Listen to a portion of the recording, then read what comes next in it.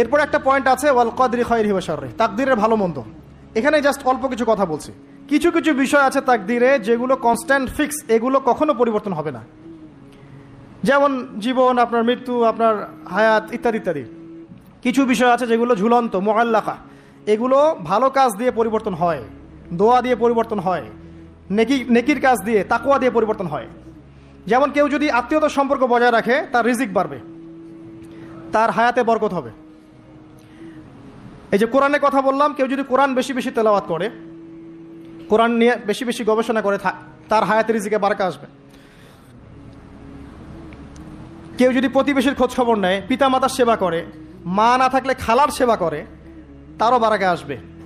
কেউ যদি বেশি বেশি দোয়া করতে থাকে, আল্লাহর কাছে প্রচুর দোয়া করে, খালি দোয়া আর দোয়ার উপর থাকে, দেখবেন ও বিপদ আপদে কম পড়বে। আর বিপদ আপদ আসলেও দেখবেন আল্লাহ পাক গায়েবী মাদাতে দেখবেন কোনো না কোনোভাবে তাকে সেভ করে ফেলছেন। কারণ দোয়া দিয়ে তাকদীর পরিবর্তন হতে পারে। আর কিছু বিষয় কনস্ট্যান্ট, এগুলো পরিবর্তন হবে না।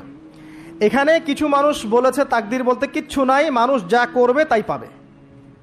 তাকদীর বলতে কিচ্ছু নাই, মানুষ যা কাজ করবে সেটাই মানুষ পাবে, মানে মানুষের কর্মের স্বাধীনতাই চূড়ান্ত।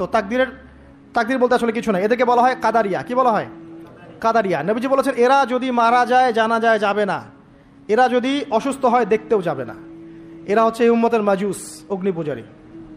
এরকম মানুষ আছে তো আমাদের মধ্যে, তাকদীরে বিশ্বাস করে না, মানুষের কর্ম যা তাই হবে। এটা দলিলও আছে আবার কোরআনে, ওয়ালাইসা লিল ইনসানি ইল্লা মা সাআ, মানুষ তার চেষ্টার বাইরে কিছু পাবে না।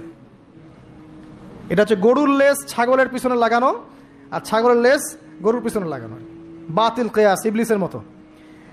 আর একদল আছে যারা মনে করে কর্মের স্বাধীনতা বলতে কিচ্ছু নাই, তাকদীরই সব, যা আছে ভাগ্যে তাই হবে।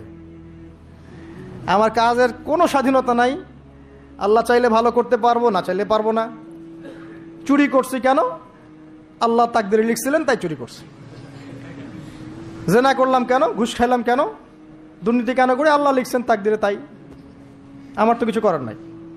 ওমর রাদিয়াল্লাহু আনহুর কাছে এরকম একজন ব্যক্তি আসছিলেন, একদিন বলছিলাম আমি, এসে বলছে আমি তো চুরি করি নাই, আল্লাহ তাকদীরে লিখছেন তাই আমি চোর হয়েছি। ইবনুল খাত্তাব তিনি বললেন যে ঠিক আছে, কোনো সমস্যা নাই, যে আল্লাহ তোমার তাকদীরে লিখেছেন তুমি চুরি করবা, সে আল্লাহ আমার তাকদীরে লিখেছেন আমি তোমার হাত কেটে ফেলবো। এই আর কি। এদেরকে বলা হয় আবার জাবারিয়া। এদের নাম কি?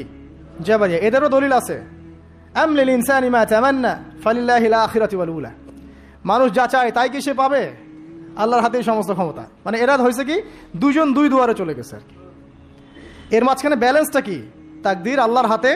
আল্লাহ পাক তাকদীর লিখেছেন আসমান জমিন সৃষ্টির 50,000 বছর আগে, এরপরে আবার মায়ের গর্ভে যখন রূহ আসে তখনও, তারপরে লাইলাতুল কদরে তাকদীর আবার বাজেট পেশ করা হয়।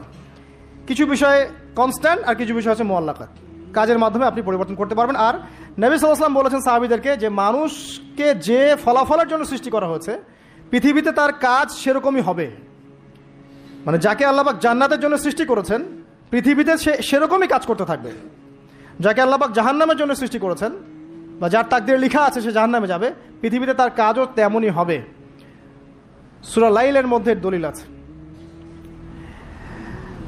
এই 6টা বিষয় হচ্ছে ইমানের পিলার। মনে থাকবে ইনশাআল্লাহ।